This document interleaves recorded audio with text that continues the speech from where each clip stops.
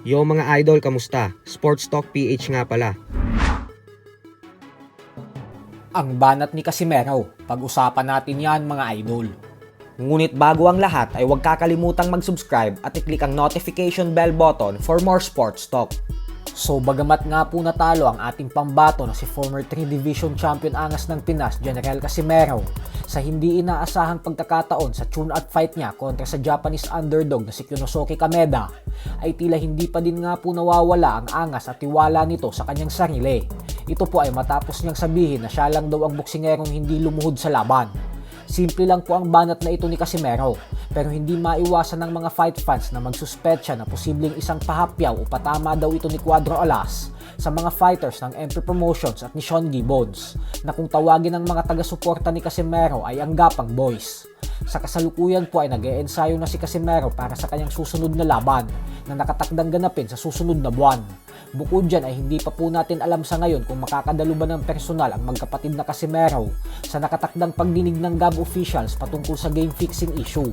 Pero giniit po ng GAB chairman na inaasahan niya daw na dadalo ang magkapatid ng personal, nang sa ganun umano ay mas maipaliwanag nito ang mga tunay na nangyari.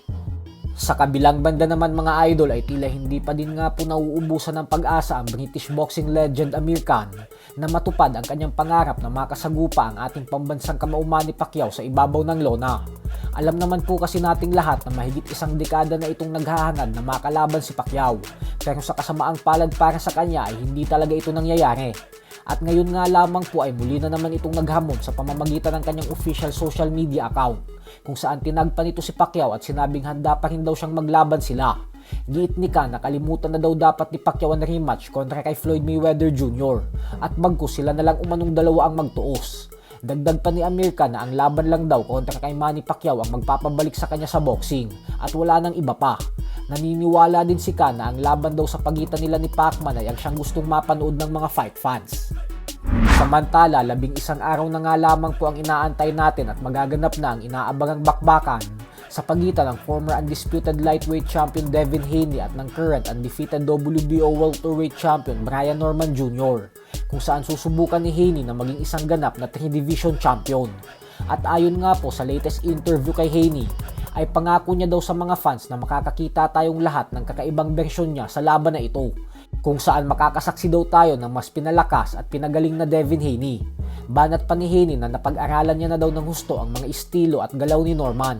Alam niya na umano ang mga kahinaan nito, kaya may napakagandang taktika na daw siyang gagamitin upang ipatikim kay Norman ang kauna-unahang talo nito. Excited na daw siyang ipakita sa buong mundo na siya talaga ang pinakamagaling na boksingero sa henerasyon na ito. So hanggang dito na lang po muna tayo mga idol. Sports Talk PH, kakaiba ang laban ng mga Pinoy. Lakas at dedikasyon ng aros na tinuon. Kamaong nagbabaga, ang sayo ay babaon. Mga Pinoy na ating